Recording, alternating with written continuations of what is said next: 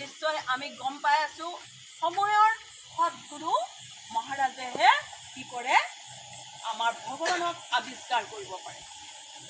আজি ভগৱানক আমি চাওক মা দেউতা ককাই ভাই ইষ্ট মিত্ৰ শিক্ষক সময়ৰ বন্ধু বান্ধৱ সকলোকে আমাক জীৱন্ত লাগে, কিন্তু ভগৱানক জীৱন্ত হিচাপে আমি সাক্ষাৎ পাবৰ কাৰণে আমি কেতিয়াও নাযাওঁ।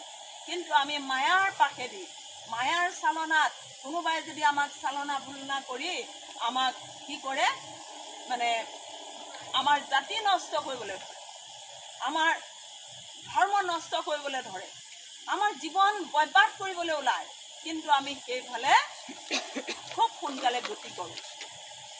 এই ভাগৱত অনুৰাগী ভক্তবৃন্দ চাওক, প্ৰতিটো যুগৰ প্ৰতিটো সত্য এটা দাপৰত ভগৱান মহাপুৰুষ হিচাপে আহি পৃথিৱীৰ শান্তি স্থাপনা কৰিলে, কিন্তু কলি যুগত মহাপুৰুষ আহিব নালাগে নেকি?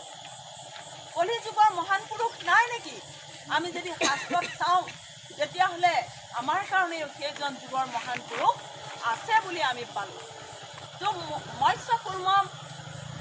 মৎস্যকুৰ্ম নৰসিংহ বামন পৰশুৰাম হৰিৰাম বৰা বুদ্ধ অৱতাৰলৈকে আমি বুৰঞ্জীটো শুনিলোঁ, শাস্ত্ৰটো পালোঁ। এই সকলো বহুত গুৰুৰ ভিতৰত এই প্ৰধান গুৰু হিচাপে মৎস্যকুৰ্ম নৰসিংহ বামন পৰশুৰাম হৰিৰাম বৰা, আমি তাক লৈ আজি ফটো লৈ আমি পূজা কৰি থাকোঁ। কিন্তু সেইসকল আহি গুচি গ'ল, আমি বুৰঞ্জীত আজি পাইছোঁ, কিন্তু কলি যুগত আহিব লগা গুৰু কোন আছে? আমি সেইজনক বিচাৰি চাইছোঁ নে নাই? সেইজনৰ অবিহনে আজি কলি আমাক নিৰ্মূল কৰিবলৈ কোনো নাই। সেইকাৰণে আমি চাওঁ শাস্ত্ৰত পাইছোঁ কলিৰ শেষোত্তৰ হব কল্কি অৱতাৰ, কাটি মাৰি মেল চকক কৰিব গুণ্ডামান। তো আমি সেই অৰ্থ বুজি নাপায় আমি বহুতে বহুত কথা কওঁ। কল্কি অৱতাৰ কি, কলি কি?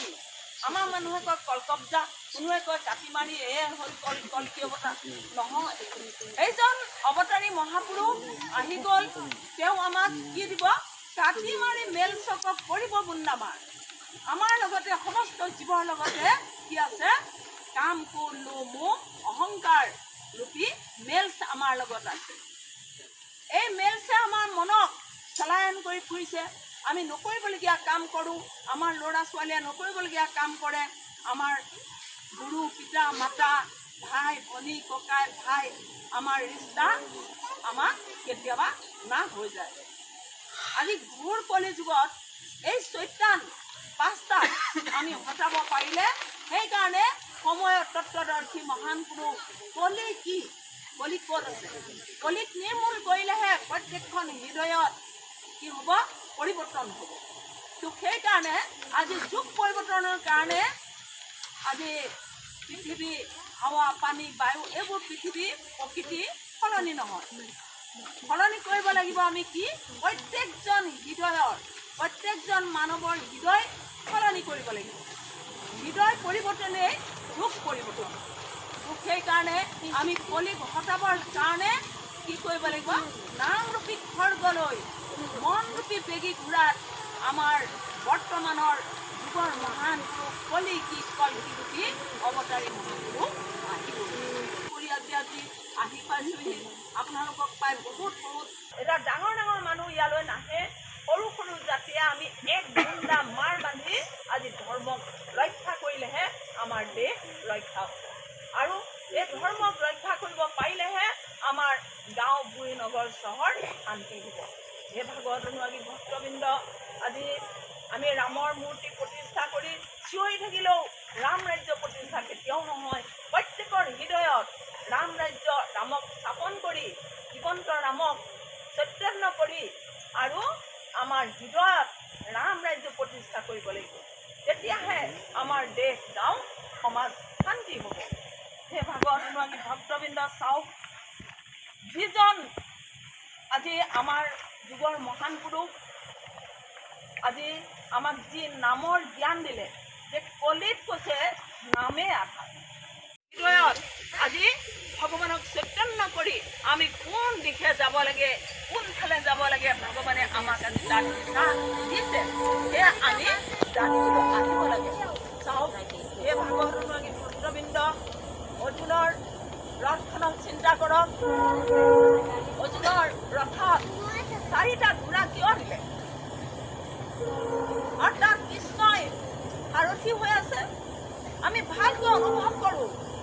আমাৰ মনটো ইয়াতে বহি আছো, আমাৰ মনটো একে সময়তে চাৰিওফালে 4টা বেগী ঘোঁৰাৰ দৰে আমাৰ দৌৰিবলৈ লাগে। এতিয়া আপোনাৰ পাকঘৰ, আপোনাৰ পৃথিৱী ক'ত কিমান ইষ্ট মিত্ৰ বন্ধু বান্ধৱ, আমাৰ মন তালৈ গুচি যাব লাগে। আমি এতিয়া ঘৰত কি আছে কি নাই তাকো মন তালৈ দৌৰি যায়। কিন্তু সেইকাৰণে কৈছে আমি হৰি চৰ্চাত বহিলে কাই বাইক মন একাগ্ৰ কৰি আমি সৎসং শুনিব লাগে। সৎ মানে ঈশ্বৰ, সং মানে লগ কৰা মাধ্যম। এই মাধ্যমলৈ আহি ইয়াকে কয় সৎসংৰূপী গংগা। যি পানীত আমাৰ মনৰূপী পুৰণা চিৰকলীয়া চাদৰখন যে 84 লাখ আমি জুনি ভটকি আহি ইয়াত মানৱ চোলা পালোঁ। কিন্তু সেই ভাগত অনুৰাগী ভক্তবৃন্দ আমাৰ চোলাটো বৰ সুন্দৰ কৰি দিলে। কাৰোবাক বগা কৰি দিলে, কাৰোবাক ক'লা কৰি দিলে, আৰু বৰ ধোৱালে পখলালে সজালে পৰালে বান্ধৈ সুন্দৰী হৈ যাব পৰা ব্যৱস্থা। কিন্তু আমাৰ হৃদয়ৰ ভিতৰৰ মনৰূপী চাদৰখন বহু লেতেৰা হৈ থাকিল। য'ত কাম লোভ অহংকাৰ দম্ভদেশৰ কাৰণে আজি আমি মানৱতাৰ বুজি নাপালোঁ। আমি আজি মানুহে নিজৰ গুৰু ভাই ইষ্ট মিত্ৰ আমি কাকো আজি চিনি নোপোৱা হৈ গৈছোঁ। এটা টকাৰ লগত আমি কি কৰিছোঁ, হাঁহ পাৰ মৰা দি আজি কি কৰিছে ঘৰে ঘৰে ৰাম ৰাৱণৰ যুদ্ধ। আজি দেশে দেশে গাঁৱে গাঁৱে আজি কাজিয়া সৃষ্টি, চোৰ ডকাইত ঠগ প্ৰবঞ্চক। আজি চাৰিওফালে অজ্ঞান আন্ধাৰ দেশ বিদেশৰ মাজত আজি কি হৈছে বোম বাৰুদ মিছাইলে টানি ধৰিছে। কিন্তু এই অশান্তি বাতাবৰণ দূৰ কৰিবৰ কাৰণে সময়ৰ মহাপুৰুষ যুগে যুগে আহিব লগা দৰে আজিও আমাৰ মাজলৈ সেইজন যুগৰ মহান পুৰুষ আহিছে। সেইজন যুগৰ মহান পুৰুষ ৰাজনীতিক, অৰ্থনৈতিক, সামাজিক, শৈক্ষিক, নৈতিক আটাইকেইটা দেশত যাতে ভাল ধৰণে সুকলমে ধীৰে ধীৰে এই শান্তি বাতাবৰণ আনিব পাৰিব, তাৰ কাৰণে আজি সংঘৰ্ষ কৰি আছে। চাওক আমাৰ যিজন গুৰু হয় সত্তাৰজী মহাৰাজ সতক পালন কৰি আহিছে। সতক পালন কৰিবৰ কাৰণে আজি জনগণক শিকাই আহিছে। আৰু সত্যৰ বীজ ৰূপী নামক আজি সকলোৱে হৃদয় নামৰ ক্ষেত্ৰত আজি কি কৰিছে ৰোপণ কৰিছে। আৰু সেই সত্যৰ বীজ ৰোপণ কৰিছে। সত্য যুগৰ সূচনা হ'ব। তেওঁলোকৰ ল'ৰা ছোৱালী আজি যুৱক যুৱতী ঘৰে ঘৰে কিতাপ সাবিত্ৰীত পূৰ্ব প্ৰসাদৰ নিচিনা ল'ৰা ছোৱালী হ'বৰ কাৰণে তপস্যা কৰিবৰ কাৰণে আজি নামৰূপী জপক দিছে। সেইকাৰণে সাধনাত সিদ্ধি লাভ হয়। ধীৰে ধীৰে সকলো মানৱে যাতে ইজনে সিজনক আগুৱাই আনি সৎসংগৰ ৰূপী মহান গংগাত স্নান কৰিলে, একবাৰ স্নান কৰিলে নহ'ব। চাওক আমি সদায় গা ধুবলৈ আমাক পানীও লাগে, চাবোনো লাগে, নহয় জানো? কিন্তু আমাক চাওক আমাৰ মনৰূপী চাদৰখনো ভিজাবৰ কাৰণে এবাৰ ভিজালে নহ'ব, এদিন দুদিন ভিজালে নহ'ব। ইয়াত 184 দাগি লাগি আছে সোণৰ। আমি বাঘ হৈছিলোঁ, সিংহ হৈছিলোঁ, উৰণ ঘূৰণ গজন ভ্ৰমণ পোক পৰুৱা শিলা মাটি চিহ্ন তৰু গছ গছনি আমি পৰা আহি আছোঁ। সেই স্বভাৱবিলাক আমাৰ এতিয়াও আছে। সেই স্বভাৱ অনুযায়ী আমি তাক সময়ত প্ৰয়োগ কৰি আমি দানৱীয় স্বভাৱেৰে আমি মানৱতাক হৰণ কৰি পেলাইছোঁ। নাই আমাৰ নিজৰ লগত কি ধৰ্ম আছে? স্বধৰ্ম। স্ব মানে কি? এই চৰত চলি থকা যি মৰ্ম তাহাৰ আমাক জানিবলৈ দিছে। এইটো জানিলেই আমাৰ শান্তি হ'ব। প্ৰত্যেকে আহি আজি গুৰু ধাৰণ কৰি আজি যদি আমাৰ সনাতন ধৰ্মৰ আমাৰ মূল সাৰ বস্তুটোৰ লগত সং কৰি সংসাৰ চলাওঁ। এইখন অসাৰ সংসাৰ, এইবিলাক আমাৰ লগত নাযায়। কিন্তু সাৰ বস্তুৰ লগত সং কৰক, এইটো লগত লৈ যাব পাৰিম। সেইকাৰণে আমাৰ কলিত কৈছে নামেই গতি, নামেই মতি, নামেই কি কৈছে এই আধাৰ বুলি কৈছে। যে সেই নামৰূপী অস্ত্ৰ লৈ মনৰূপী আমি বেগী ঘূৰাত আমাৰ গুৰুজনে আহি আজি সঁচাই কাম কোনো মোৰ অহংকাৰ আজি ঘটাই আছে। আৰু সকলোৱে আমি সেই গুৰুজনৰ নিৰ্মূল অস্ত্ৰ লৈ আমি যাতে আমাক সকলোৱে নিজে সংশোধন হওঁ, তাৰ পাছত আমি প্ৰত্যেকেই সকলোকে যাতে আমি আগুৱাই লৈ যাওঁ এক উজ্জ্বল ৰাস্তাৰে। এয়াই হ'ব আমাৰ জীৱনৰ সফল কাম আৰু আমি জীয়াই থকাৰ এক সংগ্ৰামৰ সাৰ্থক ৰূপ আমি তেতিয়া দিব পাৰিম। এই ভাগত অনুৰাগী ছাত্ৰবৃন্দ বেছি নকওঁ, আগত আমাৰ পূজনীয় বাইজী আছে অমিতময় প্ৰবচন শুনি আপোনালোকৰ জীৱন ধন্য পাওঁ।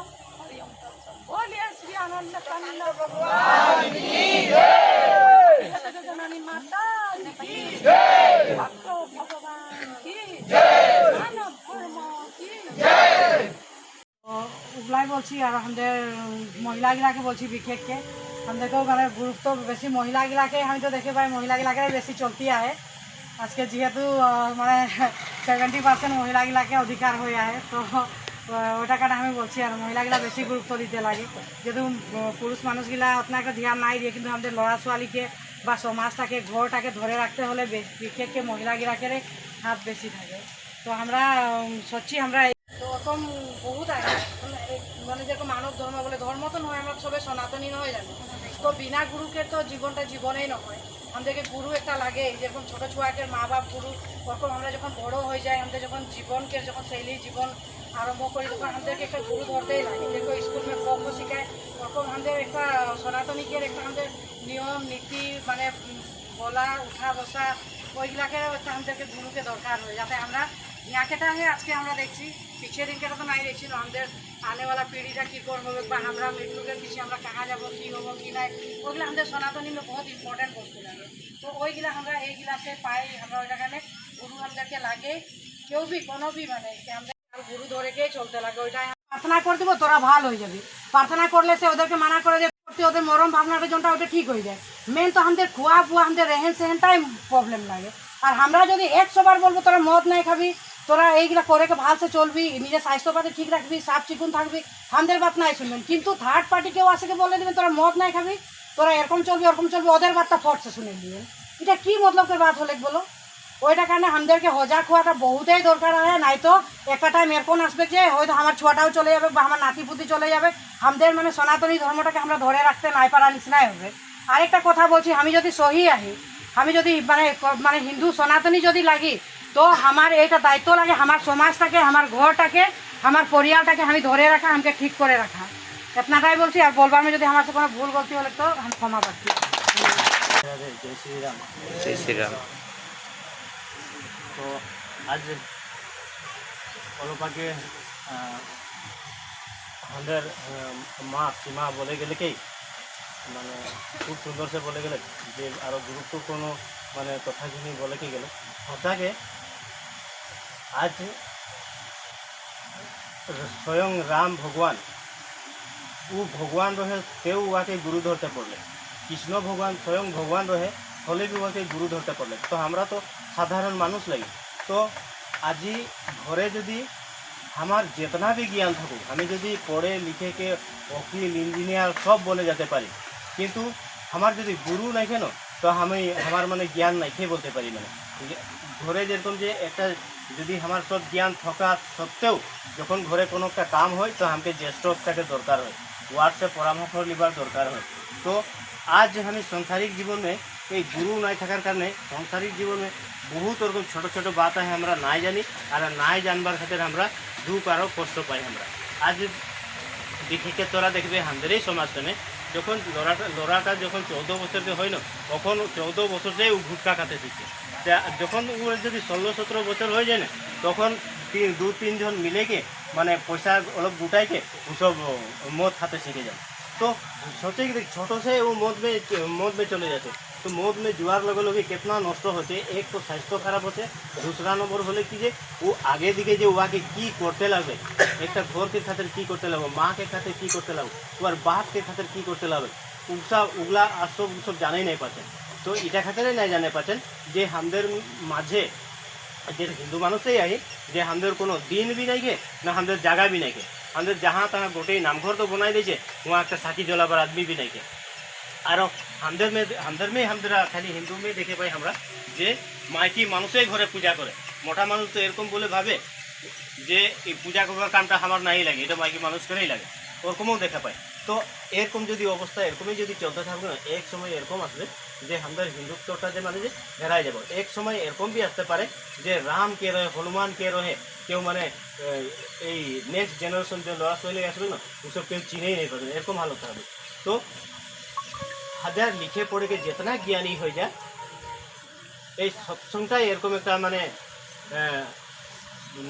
প্ল্যাটফর্ম লাগে जहाँ से मानुष तैयारी होते पारबे ওটা কাছে আমাদের এই সৎসঙ্গটা রাখবার দরকার আছে সৎসঙ্গ में যাবার দরকার আছে আর যে সৎসঙ্গ में যদি আমরা নাই যাব আর সৎসঙ্গ में যদি আমরা সৎসঙ্গ যদি নাই রাখবো তো আমাদের লড়া ছোৱালী এই যে এখন যে গান কীর্তন হলে আর এই যে দুটা আলোচনা হচ্ছে এই ইয়ার মাধ্যম से এই সৎসঙ্গ যদি হতে থাকে না তো ইয়ার মাধ্যম से লড়া ছোৱালীগুলা ইয়া से মানে রোজ দুটা বাত শিখতে পারবে তো আজ দেখলে হিন্দু তো আজি 80% कहेंगे 80% মানে হিন্দু মানুষ হ্যাঁ কিন্তু এই যখন কোনোটা যদি কীর্তন শীর্তন হয় না বা দুর্গা পূজায় হয় না ওখানে কোটা মানুষ যায় যে ভালো সে যায় যে গা সাধুকে ধুতি সতি লাগাইকে গেলে আর পূজা পাঠ করলে কোটা মানুষ যায় একদম সৎ কথা বলতেই যায় যে ছুয়াগুলাকে খুচরা পয়সা দিয়ে দেয় ওসব জায়গায় ওরা ঠাং করে ফেলাই দেন আর দর্শন করে আসে যান আর ওই মা আর বাপটা কি করে वो माने कहाँ से छागली मांस आनते लाभ कहाँ से मछली आनते लाभ कहाँ से लाल के बोतल जुगाड़ करते ওইটা ধাঁধা में থাকি যায় তো এরকম সে আজি আমাদের লড়া ছোৱালী না লড়া ছোৱালী তো নষ্ট হচ্ছে যে আরো আমাদের পরিবেশটাও নষ্ট হচ্ছে আজি দেখলে বাগান में আমাদের জেনারেশন টু জেনারেশন कितना का জেনারেশন পার হয়ে গেলে তো কজন ডক্টর ইঞ্জিনিয়ার উকিল কজন হয়েছে ये तो ब्लैक कास्ट के आदमी के लिए आते के एक फिर जनरेशन में वो सब पहला बाबू करते हैं बाबू से साहब हो जाते हमने गिरा जहाँ के हुआ है हमार नाना परमिट रहे नाना के पीछे हमार बाप परमिट होले बाप के बेटा पीछे बेटा परमिट होले और कमे ही चलते हैं तो ये की खातिर होते এই যে আমাদের গুরু নাই থাকা খাतिर আর ধর্মকের আলোচনা হয় কার ঘরে কি আপত্তি বিপত্তি হচ্ছে কার ঘরে দুঃখ হচ্ছে কার ঘরে বেমার আজার হয় সব আলোচনা হয় কিন্তু সব রকম আলোচনা আছে কার ঘরে যদি লেখাপড়া করছে ও যদি পড়বার যদি সুবিধা নাই পাচ্ছে হুয়া তো উয়ারও আলোচনা হয় আর সবাই মিলে কে হুয়া উঠাই তো একটা হামদেরি সমাজ একটা আছে লাহে লাহে লাহে লাহে মানে কি মানে এক নম্বর মানে পয়লা যে জন্ম হয় ওইকে জন্ম হয় কিছু ভাবে বানাতে পড়ে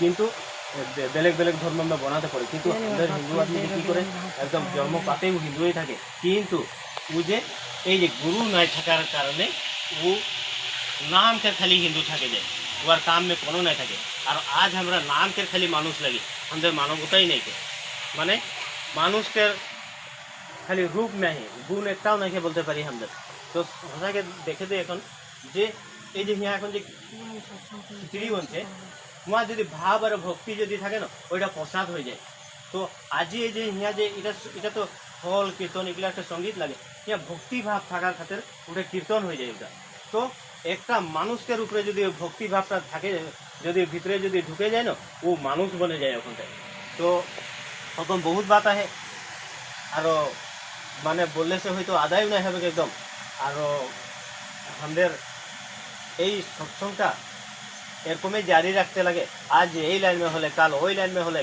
এরকম করে মানে একদম সব জায়গায় জারি থাকতে লাগে এই সৎসঙ্গের মাধ্যম से মানে লড়া ছোৱালী সব মানুষ এক দিন নাইতে একদিন মানে ঠিক হতে পারবে মানে হতে পারে आज সবাই আসতে না পারলে কাল একজন আসলে दूसरा दिन একজন আসলে এরকম করে করে একদিন ঠিক হবে আর বড় বেশি নাই বলবো এতনাই বলে কি আমার এই আলোচনাটা আমি সমাপ্ত করছি আর लास्ट में आज यहाँ जितना कोई माँ दादा सब जितना कोई उपस्थित है सबार मंगल कामना करছি আমি আর गुरु के लेके सबाई निजेर संसारिक जीवन में आगुवाई जाओ बोले के इतना बोले के हमें समाप्त करছি